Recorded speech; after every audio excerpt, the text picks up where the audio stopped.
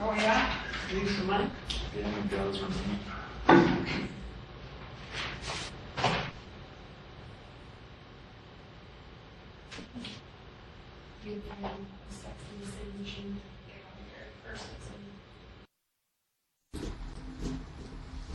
Hi everyone, this is Eric Weiss with Department of Human Services. Thank you for joining us today for another DHS ADA Training, DDN.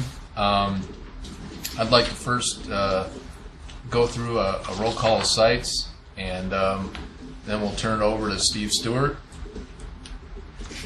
First of all, Aberdeen office, are you there?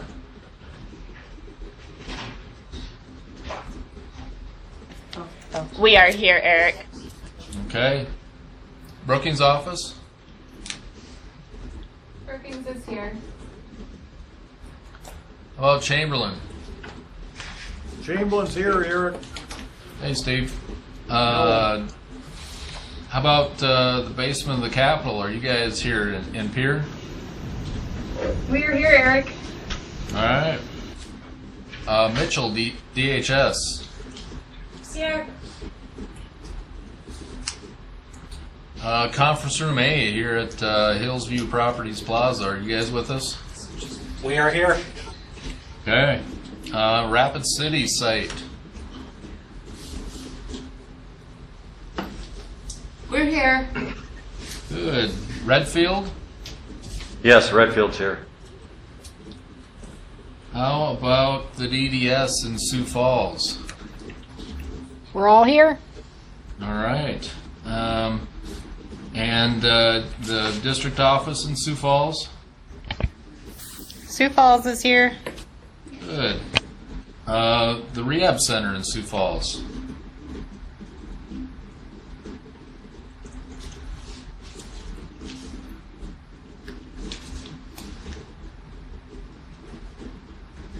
Well, it's just about at 100% here. We'll come back. Spearfish DHS. Yes. Good afternoon, Eric.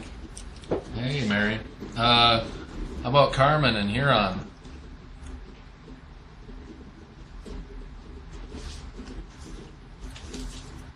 She was going to be late, she told me. Ah, okay. Watertown DHS?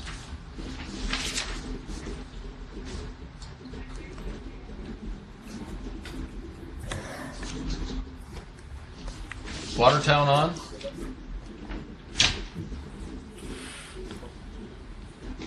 How about Yankton DHS? We're here. Okay. Just want to check real quick again, the rehab center in Sioux Falls? I'm here, Joseph. Good. And again, I wanted to check to see if Watertown is on.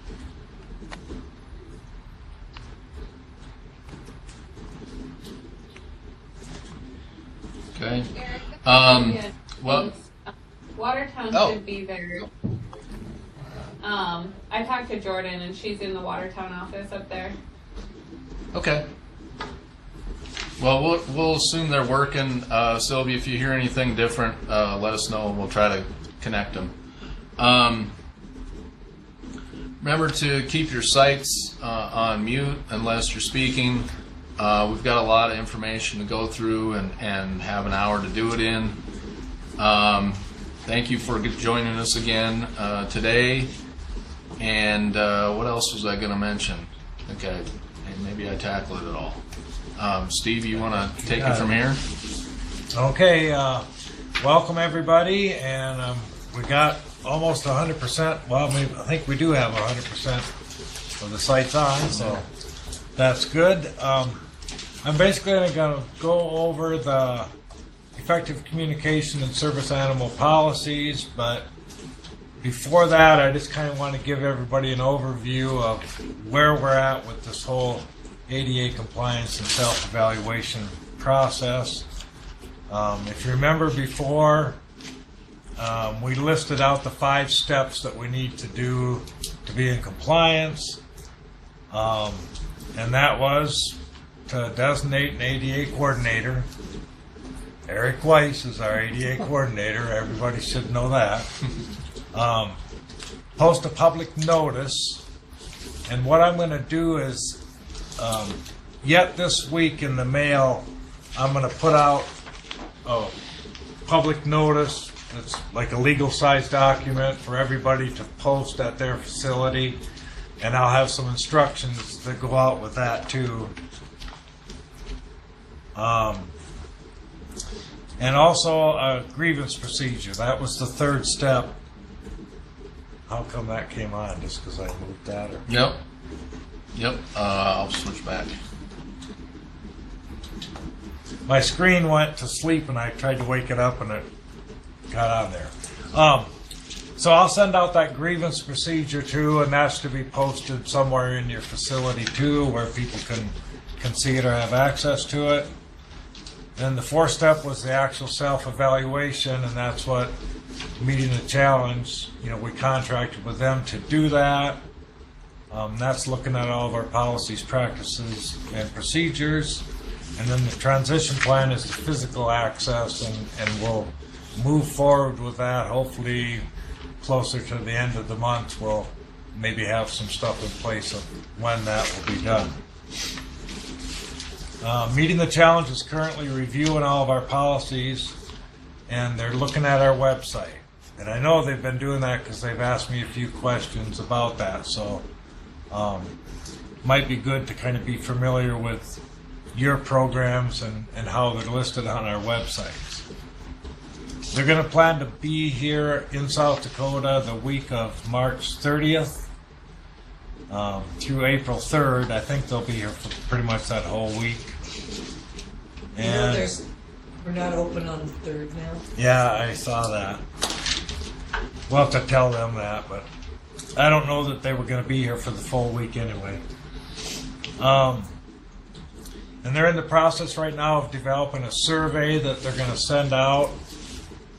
Basically, they'll give that to us, and then we'll kind of determine who gets that survey, because maybe everybody, isn't necessary for everybody to do it. And that's basically just to kind of assess the general knowledge of the ADA, our staff's knowledge of the ADA. And it'll just ask for some demographic information, what office you're from, what division you're from, so forth, and then general questions. And basically to kind of prepare for that, just, go through our policies in our ADA page that's currently on the DRS page, and that's our icon that we came up with. On our page will take you to that information, and so I'm just going to go to that policy now so we can look at it. This is the service animal policy? Yep, we're going to go through the effective communication one first. Okay, all right. And now I'm trying to get back to my screen. Oh, I'm sorry. So your computer's switching you when you don't want to. Yeah, and then it when I won't do wanted to, anything. it didn't work. And our this is the Rehab Services homepage, but this icon, hopefully sometime we'll get it on our Department of Human Services homepage. And so when you go in there,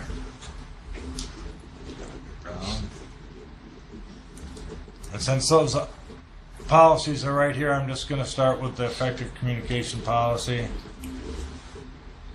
And what this basically is, this policy here is basically one of the general Department of Human Services policies that deals with providing auxiliary aids and services for events and things that we have going on. And we basically just attached a document to that to make up our total effective communication policy, and that attachment is basically what we're going to kind of go through the most here.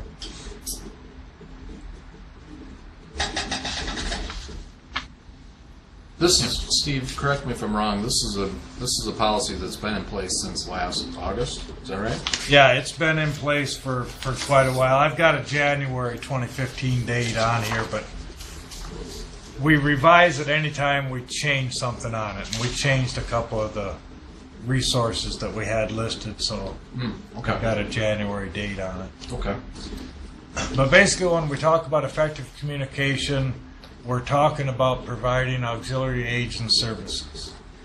And that can be a really wide range of things that we probably don't even think of as effective communication. But, you know, we make large print documents available, and you know, if you're exchanging handwritten notes with somebody, you know, that's an auxiliary aid. Providing interpreters or Braille documents. I mean, there's a long list of different auxiliary aids and services that are provided to meet this effective communication requirement. And it says in here that, you know, staff will consult with the individual to determine what's auxiliary aid or services necessary. I mean, that's going on all the time. Somebody, you know, requests an interpreter, or they request a document in large print or Braille. That's basically, you know, what's happening already, so we don't really need to think of that. You got to consult with them. They're probably going to request it, you know, in advance.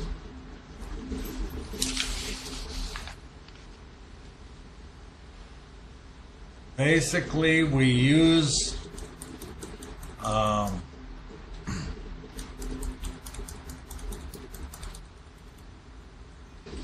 talks about using qualified interpreters, but you know, I think most of that stuff is pretty well understood by everybody. We use the certified interpreters. They have different levels, 3, 4, and 5, but level 3 is what is going to qualify for most of the communication we need for our programs and services. We do have a note in there about the higher level ones. Depending on how complex the communication is, the examples we put in there are major medical or legal communication. So you're going to maybe know when you need to get a higher level interpreter. And in a lot of cases, if it's a longer period of time that you're going to be using, they might need 2 interpreters. So then we kind of try to give their choice of who that second interpreter was, because we try to use our staff interpreters, you know, if they're available. And if that second one is needed, that's when we can give them the opportunity to choose an interpreter that they want to use.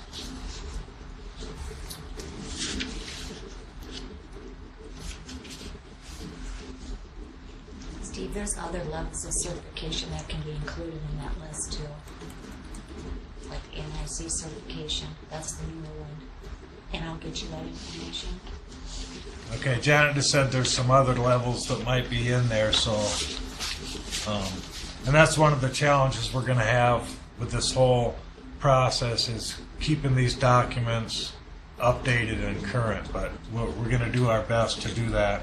And if anybody ever finds anything that's wrong or not accurate on here, just let us know, and so we can update that. And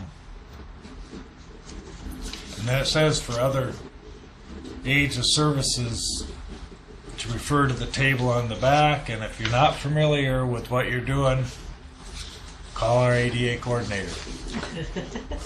Eric Weiss. You had a dial for every time your name has been said. I know for sure that that is one of the questions they'll probably ask on this survey, so everybody should get that one correct.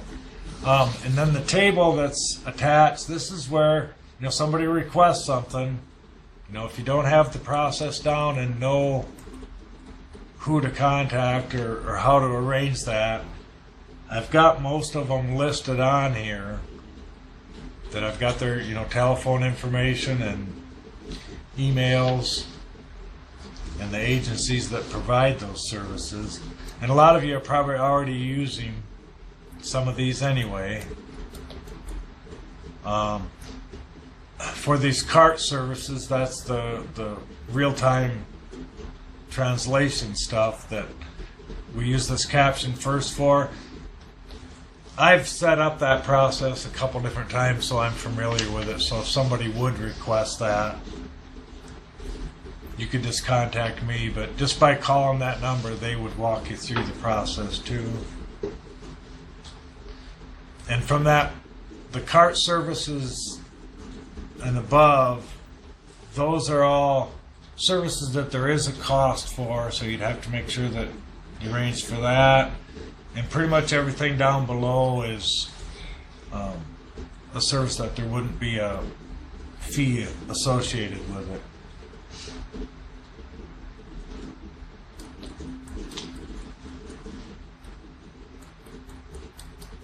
And I see I've got some on here where I've got 2 sources for the Braille documents. We might update that on here too. And there might be other aids or services that somebody requests and you don't know how to do it. Contact your ADA coordinator. And that's just a basic review of effective communications. Does anybody have questions about that?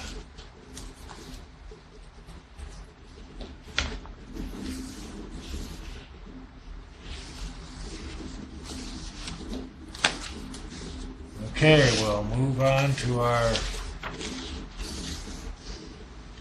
service animals.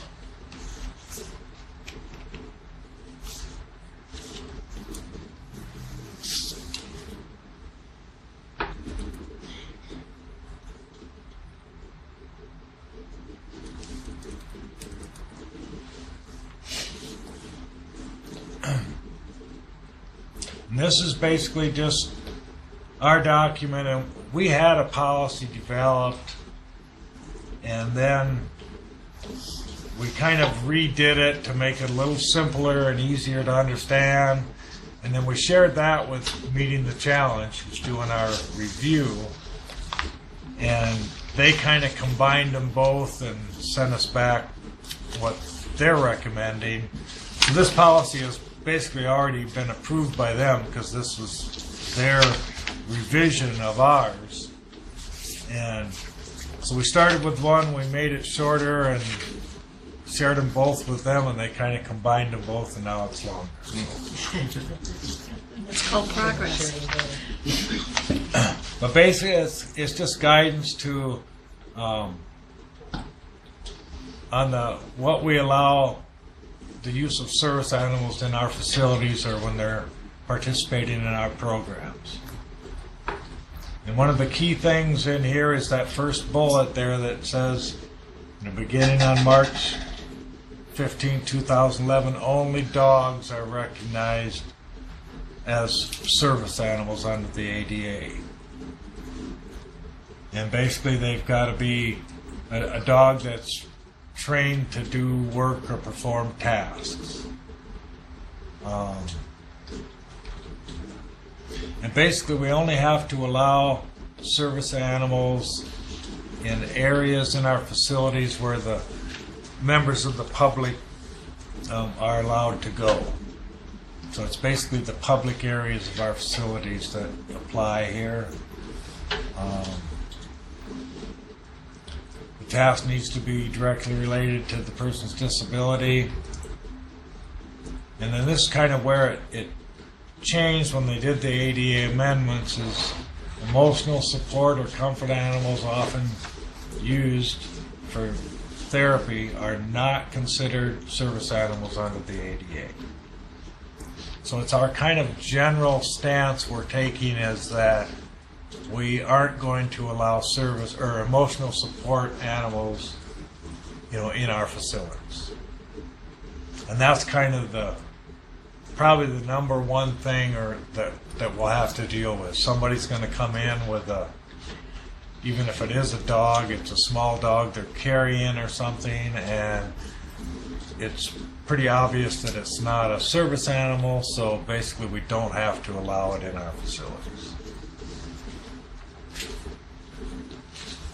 And it says there in the that first paragraph, I go down here a little bit, where they talk about other species of animals, whether wild or domestic, trained or untrained, are not service animals.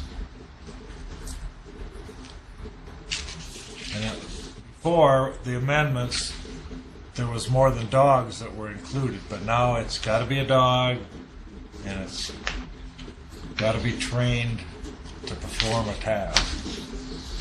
And the definition here gets pretty long. This is where they took this definition right out of the regulations verbatim and added it in here.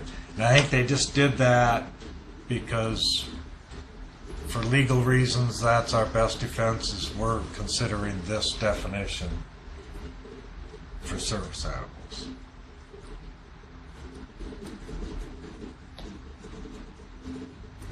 And it kind of explains some of the things in here, but the one it's on the second page where it talks about, crime deterrent effects of an animal's presence, and the provision of that emotional support, well-being, comfort, or companionship do not constitute work or tasks for the purposes of this definition. And I think I've talked a lot with Meeting the Challenge about other agencies that they've done these self-evaluations for, and a lot of places, people they talked to, they weren't even aware if they had a service animal policy, let alone some of the details that we're probably, most of us, really familiar with. So, I mean, just that basic statement of a service animal, they're working animals and not pets. I think most of our staff are aware of that, to where, other agencies that they've done, they were missing some of those basic components of service animals.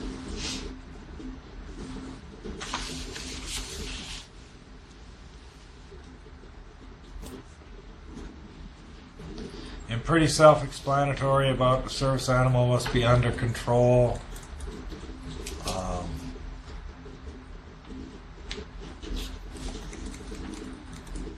And then service animal or pet. And this is kind of key to where when somebody does come in with an animal, be it a dog on a harness or whatever it is, a lot of times it's going to be obvious and we know that it's a service animal and it won't be an issue. But if it's not obvious, we can only allowed to ask these two questions. And that is, is the dog a service animal required because of a disability? And what work or task has the dog been trained to perform? You can't ask them about their disability, and you can't ask them to demonstrate, have the dog demonstrate that ability. So you just kind of got to take it at face value when you ask them what task have they been performed, trained to do. You got to take their answer, and it says you got to take it at face value. If they say something, it helps me pick up something when I drop it. That would basically answer that question, and you really wouldn't be able to question them anymore on that. Okay. But I think a lot of times what's happening is their answer to that falls in that emotional support kind of answer.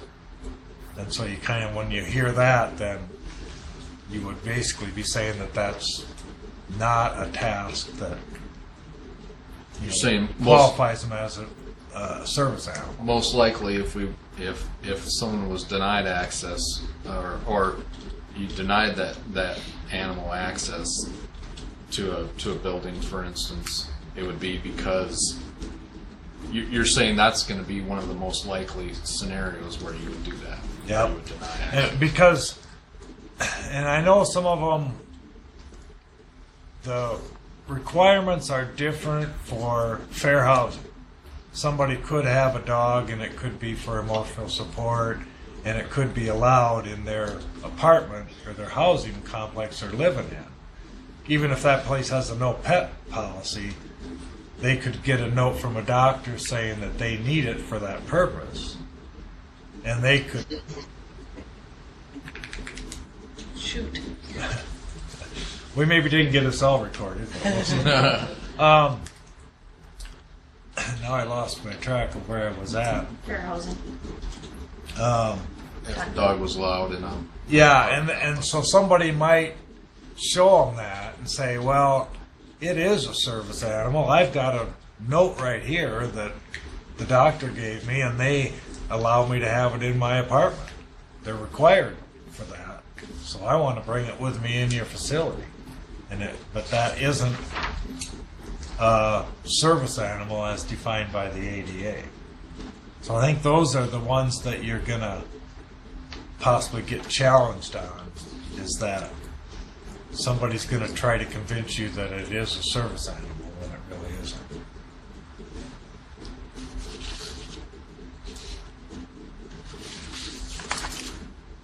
The exclusions that they listed here are, if the dog's out of control, that's pretty obvious that you can tell if they are. And basically, to be a service animal, it doesn't have to be on a harness, but it has to be under control through verbal commands or whatever. So you'd be able to probably determine that pretty easy. It's not housebroken, that's pretty easy to determine too. And then the dog's presence would fundamentally alter the nature of the service or program. And the example they gave in the technical assistance materials was, a dog barking at a movie theater. Well, even in your office, if a dog is barking, that could fundamentally alter the nature of the program. I mean, if you're in a conference and a dog's barking, doing stuff, that would be a reason that you could exclude that dog from that program.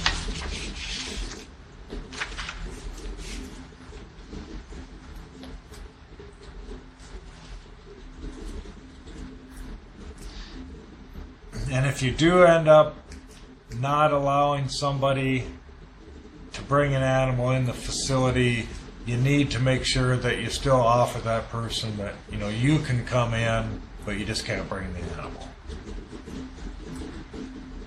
Got to give them that opportunity to participate without the animal's presence.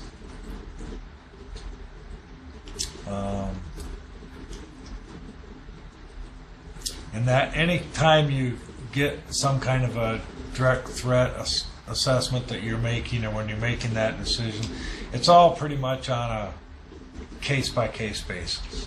I mean, we can't come up with specific things that we can say, so you just got to evaluate that particular case. And it says it's got to be based on the actual behavior or history, not just on general fears of how an animal or a breed might behave in the facility. So it's got to be based on that particular animal.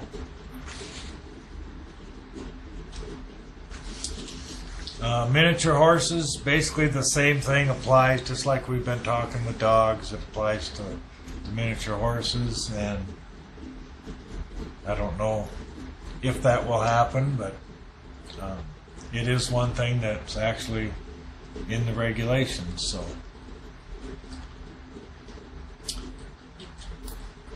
and there's a little bit difference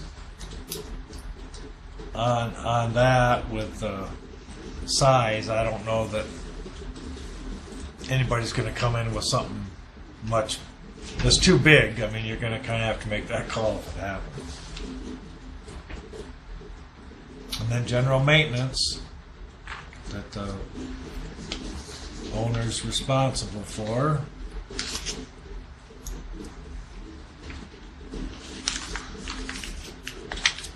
Questions on service animals?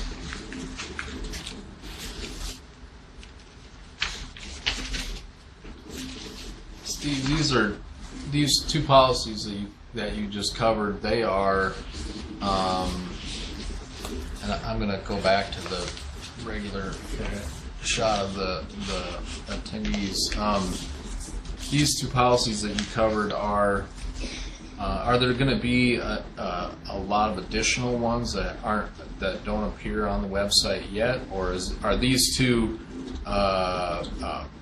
featured today because they're the cover the situations where the ADA comes into play a lot of times? These two are the ones that I figured the most opportunity that we're going to deal with these. Because a lot of them, the effective communication stuff, we already deal with on a pretty regular basis. And service animals, I think we deal with from time to time too on a regular basis. And I know these are two that they will ask questions about in their survey, the general knowledge stuff.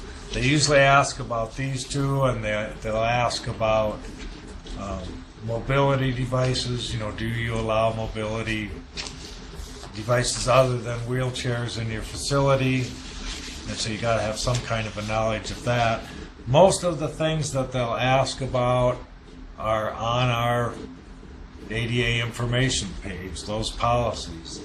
I don't know that we have missed any, but you know, if we have, they'll tell us, or they're going to tell us what changes we might need to make, different language or additions or that we need on these existing policies. Other than the service animal one, they've kind of already approved that one, so we know that's probably good.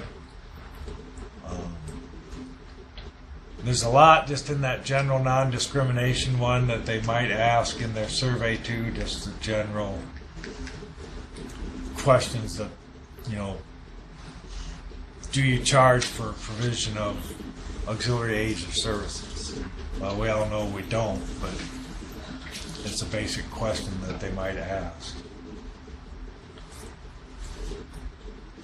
And there's quite a bit of it. There's on the notice that I'll be sending out, there's just some general statements in there too that deal with effective communication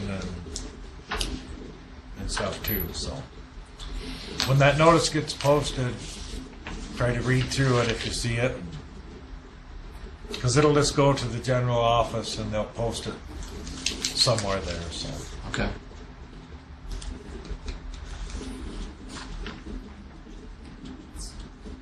we're way ahead of schedule again. So Questions from any of the offices out there?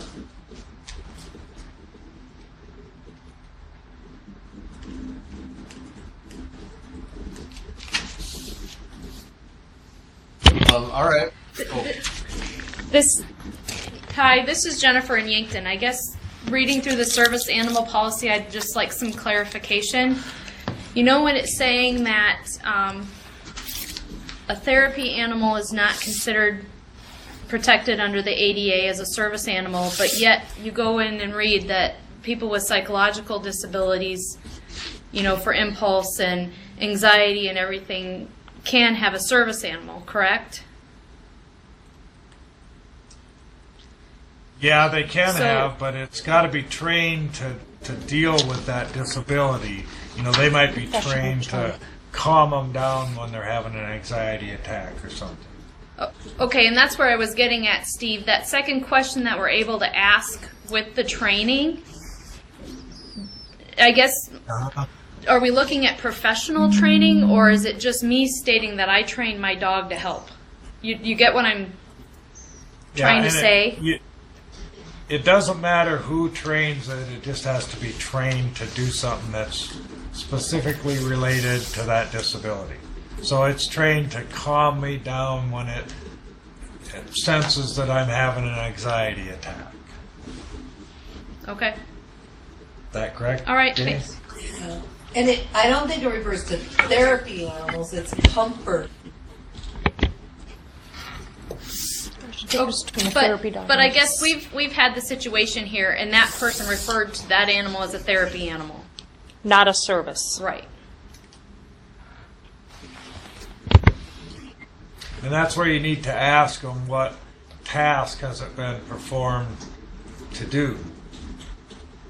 And if they refer to the therapy or comfort animal, then it really doesn't meet this definition that we're using.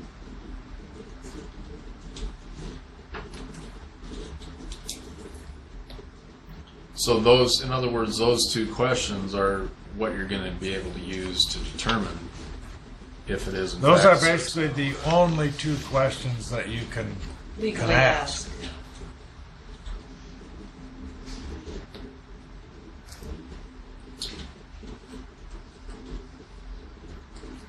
And some people might be aware of that and know how to answer those questions that essentially maybe allows since you can't ask them to demonstrate that. I think some of these things like that are maybe happening. I don't know if Nancy or Gay knows in the larger areas and it's more for when people want to bring their dog or their animal into a restaurant or a public accommodation, versus a state agency like us, where they're learning what the regs are and know how to answer those questions to kind of as their defense. It's hard to, you got to take it on face value. If they say this is what it's trained to do, and you can't ask it to demonstrate that, you're kind of got to allow them in. Unless it would, be out of control or be barking or something else, you'd have to find another reason before you could not allow them. Can the service animal be something other than dog or miniature horse if they define it as a service animal and say it's been trained? Nope. The one statement in there is other breeds of animals, whether domestic or wild or trained or untrained, if it's not a dog. It doesn't meet the definition. Steve. Uh-huh. This is Mary in Spearfish. I don't know how technical we need to get, but I have a lady who comes in, she has a panic disorder, and she carries this little gym bag with this little old dog in it with one eye, and she says it's her emotional support, and she didn't want to leave him in the cold car. The dog never makes a noise, so I mean, I don't care. It just sits here, but am I supposed to be like telling her the dog's got to go? First of all, you need to let her know emotional support is not a service animal. Maybe it's just an opportunity to educate her, Mary, that in the future it's really not appropriate for her to bring the dog that generally we allow service animals, but that's it. But I don't know that I'd kick her out of my office or make her freeze her dog to death in the cars. There's judgment calls are okay. And maybe suggest in the future that she leave the dog at home. Okay. If it's inclement weather.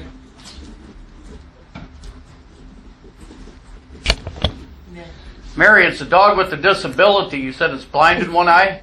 Can't discriminate. She talks to that dog the whole time, too, and says, "Now, little horse, don't you think you might deserve some services here? You only got one eye." So, we'll see.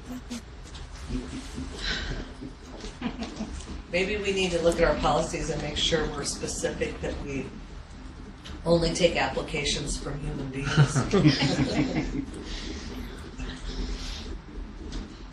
That's one of the areas, what you're kind of just describing, that's one of the areas that's not really clear just in black and white that it says in here. But it clearly doesn't meet the definition of service animals, so we're legally not obligated to allow them in. But I'm sure there's going to be situations like yours, Mary, that you might have to try to educate him a little bit for future visits. Steve, Yeah, this go is ahead. Shelley. This is Shelley in Sioux Falls. Did you get that article that I sent to you about the cab driver being afraid of dogs, so he wouldn't pick up the guy? I mean, are there particular things, like if somebody came into our office with an animal that we are allergic to? Is there? I mean, what do you do then? Or what? I mean, in that case, the guy said that his phobia was a disability, but. You know, if there is something like that, if somebody came into my office with a horse, I'd be blown up in like 2 seconds. But I just wondered what, you know, well, I suppose you'd have to refer him to somebody else or what? Yeah, I think, you know, I did read that, and I was going to comment on that. And that was the case that she sent where a taxi driver had evidently been bit by a dog and had this phobia for dogs, and he didn't pick up. Somewhere at an airport or something where the cabs kind of get in line, he didn't pick up the person because they had a dog, and they took it all the way through the courts, and the court said that even though he did have that, still the person was protected, and they should have allowed him to take the dog in the taxi. And I think somewhere in here, I can't remember right where it says it, but it talks about you know, being allergies, which says allergies and fear of dogs are not valid reasons for denying access or refusing services to people using service animals. So you're not allowed to deny them, but you might have to arrange to have somebody else provide that service, or make some reasonable accommodations, and maybe make an accommodation that, you know, I'm allergic to horses, and so I can't deal with this, but you can't deny him service. You got to make other arrangements. Well, that cab driver, if there was a whole line of cabs, I would think it would have been reasonable to refer them to another cab. And I think I can't remember, maybe you remember, Shelley, but I think the person just saw that happen and filed a complaint. I thought it was the cab driver that filed, well, no, the person that he picked up, but then the cab driver came back with a lawsuit saying it wasn't, that wasn't right. Yeah, he was saying he was being discriminated. He got fired. He got fired from his job for doing that. Yeah, yeah. The whole service animal one is one where there's been quite a few lawsuits and things out there, so. I have gotten questions, but never related to a service animal who was a guide dog, and I really think most of the issues that I've had were not service animals at all. It's those people who want to bring their little dog, their little cat, their comfort animal, their emotional support.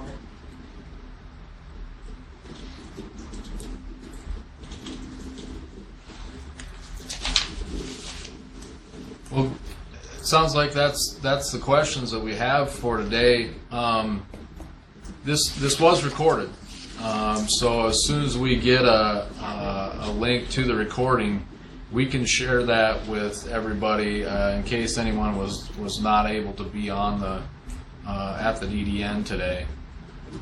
Steve, do you have any parting thoughts?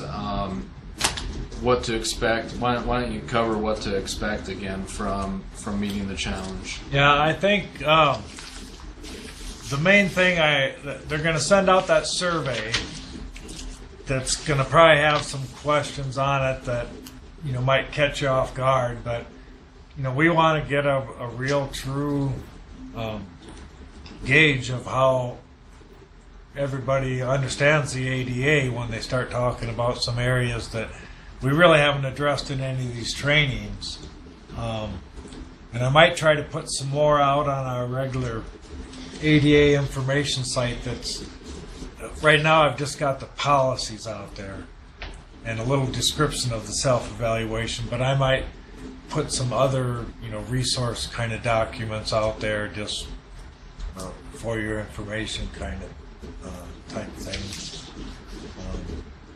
But I think we're in pretty good shape compared to the other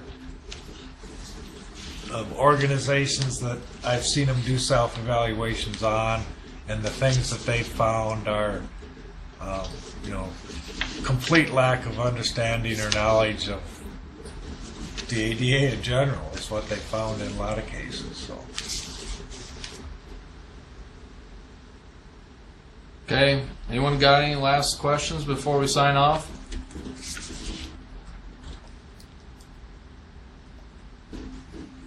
All right. Thanks for everyone's time today. Make sure to mute Have a those good day. sites. Bye. Please mute your sites. Is there a time for a next, do you have a date for a next meeting?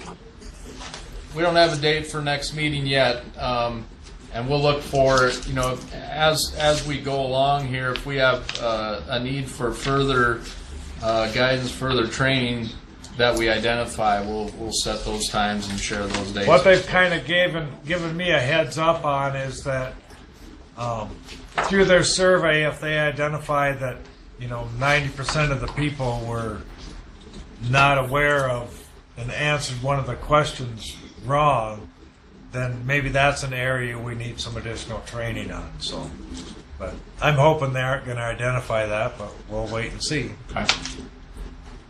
All right. Thanks, everyone. Have a good day.